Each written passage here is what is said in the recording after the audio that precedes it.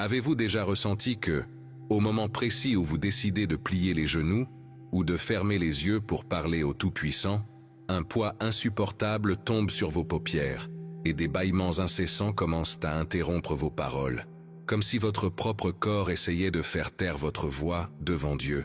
Et si je vous disais que ce bâillement, que vous croyez n'être que de la fatigue physique ou une mauvaise nuit de sommeil, est, en réalité, la manifestation visible d'une guerre invisible qui se livre sur le champ de bataille de votre âme? Ce qui arrive à votre corps pendant la prière n'est pas un hasard.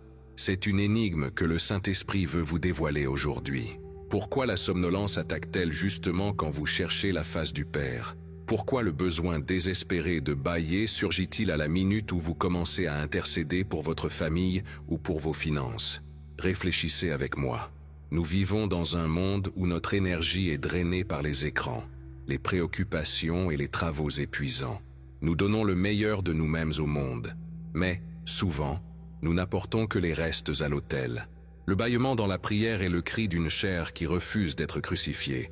C'est la résistance d'un corps qui préfère le confort du sommeil au sacrifice de l'esprit. Mais il y a quelque chose de plus profond encore. Il existe une force, une résistance spirituelle qui tente de bâillonner les élus, empêchant que la fréquence de votre voix n'atteigne le trône de la grâce. Dans cette vidéo, nous entreprendrons un voyage de révélation. À la fin, vous aurez acquis la compréhension d'un général spirituel. Mais avant de saluer mes frères et sœurs, avec la paix du Christ dans les commentaires, je vous dis, mettez de côté les distractions et ouvrez vos cœurs. Commençons notre étude, car le Seigneur désire ardemment vous parler. Comme nous venons de le comprendre, le bâillement n'est pas un simple réflexe biologique sans but. Il est, en réalité, le premier signe d'une frontière que vous essayez de franchir. Pour en comprendre la profondeur, nous devons regarder l'une des scènes les plus dramatiques et révélatrices des Écritures, l'agonie de Jésus dans le jardin de Gethsémané. Imaginez la scène, le Sauveur du monde, dans une angoisse telle que sa sueur devenait comme des gouttes de sang, demande à ses amis les plus intimes, Pierre, Jacques et Jean, de veiller et de prier avec lui. Mais que se passe-t-il?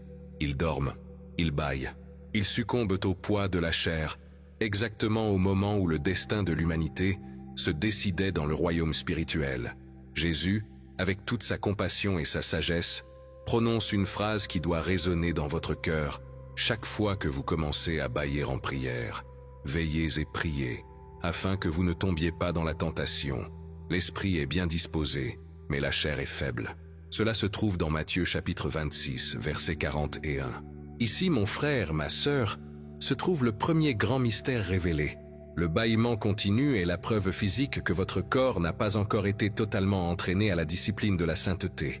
Nous vivons dans une culture de stimuli constants. Nous passons des heures focalisées sur des écrans, dans des travaux épuisants, dans des conversations triviales, et notre cerveau reste en alerte maximale. Mais, à l'instant où vous faites taire le monde extérieur pour chercher la face de Dieu, votre corps comprend le silence comme une commande pour s'éteindre. Pourquoi arrivez-vous à regarder une série pendant 3 heures sans fermer les yeux? Mais, en lisant 2 versets, le sommeil semble être une force gravitationnelle insupportable. La réponse est douloureuse, mais libératrice. Nous avons l'habitude de donner notre or au monde et nos restes au Créateur. Vous donnez votre énergie vitale au patron, aux factures, aux réseaux sociaux. Et quand vous vous présentez enfin devant le roi des rois, vous lui donnez le reste de votre journée, le reste de votre force, le reste de votre attention. Le bâillement est la chair qui revendique son droit au repos, alors que votre esprit crie pour se nourrir de la présence de Dieu. C'est un conflit de nature. Pensez avec moi selon une optique plus profonde. Votre corps est comme un animal qui doit être dompté.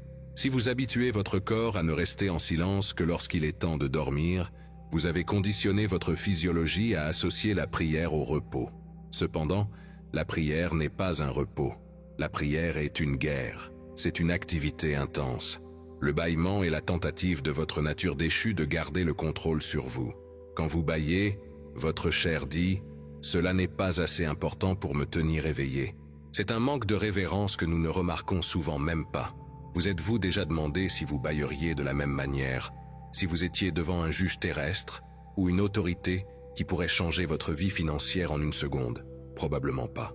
L'adrénaline de l'intérêt garderait vos yeux bien ouverts. Par conséquent, la première étape pour vaincre cette somnolence est la repentance et l'entraînement. Nous devons éduquer notre corps à comprendre que le moment de la prière est le sommet de notre journée, et non le bas de page. Vous, qui avez tant souffert dans la vie, qui venez sur cette vidéo pour chercher une direction divine, comprenez ceci. Votre esprit est prêt, il désire cette connexion. Mais votre chair lutte pour vous garder prisonnier de la réalité physique, vous empêchant de monter dans les lieux célestes. Le bâillement est le signe que vous frappez à la porte de l'esprit, et la chair essaie de vous tirer vers le bas. Mais ne vous trompez pas en pensant que cette faiblesse de la chair est le seul motif. Si ce n'était que de la fatigue, un bon café ou une nuit de sommeil résoudrait le problème. Il existe quelque chose de bien plus sinistre et subtil qui se passe dans l'ombre de votre chambre de prière. Il existe une stratégie montée pour vous faire abandonner avant même de commencer à intercéder. Et c'est de cette résistance surnaturelle dont nous devons parler maintenant, car elle pourrait voler vos victoires sans que vous vous en rendiez compte. Comme je l'ai mentionné précédemment, il existe une stratégie montée dans les lieux célestes pour paralyser votre voix, et c'est ici que le mystère devient plus dense et urgent. Si le premier motif était votre chair, le deuxième motif est une attaque directe et délibérée de l'ennemi contre votre vie d'intercession. Avez-vous déjà remarqué que, souvent, vous vous sentez parfaitement bien, alerte et disposé quelques minutes avant de décider de prier? Vous pouvez discuter, regarder un journal télévisé ou planifier votre journée avec une totale clarté mentale. Pourtant, à la seconde précise où vous dites « Seigneur », un brouillard lourd descend sur votre esprit. Vos yeux pèsent comme du plomb et le bâillement surgit de manière violente et incontrôlable. Cela, mon bien-aimé frère, n'est pas de la biologie, c'est de la résistance. C'est ce que nous appelons la guerre spirituelle manifestée dans votre corps physique. La Bible nous révèle un concept profond et peu prêché de nos jours, l'esprit de somnolence. Dans Romains chapitre 11, verset 8, il est écrit « Dieu leur a donné un esprit d'assoupissement, des yeux pour ne point voir, et des oreilles pour ne point entendre, jusqu'à ce jour. » Bien que le contexte biblique parle d'un jugement, le principe spirituel demeure. Il existe une force d'engourdissement qui agit comme une anesthésie sur l'âme. L'objectif de l'ennemi n'est pas nécessairement de vous faire dormir du sommeil profond de la nuit, mais plutôt de vous maintenir dans un état de transe spirituelle, où vous êtes présent physiquement, mais votre esprit est déconnecté, vague et incapable de discourir la volonté de Dieu. Le bâillement continu est la flèche enflammée qui tente de disperser votre concentration. C'est une tactique de distraction satanique. Pensez avec moi. Pourquoi l'adversaire dépenserait-il des munitions en essayant d'empêcher une prière qui n'a pas de puissance? Il ne perd pas de temps avec ceux qui font des prières vides ou répétitives.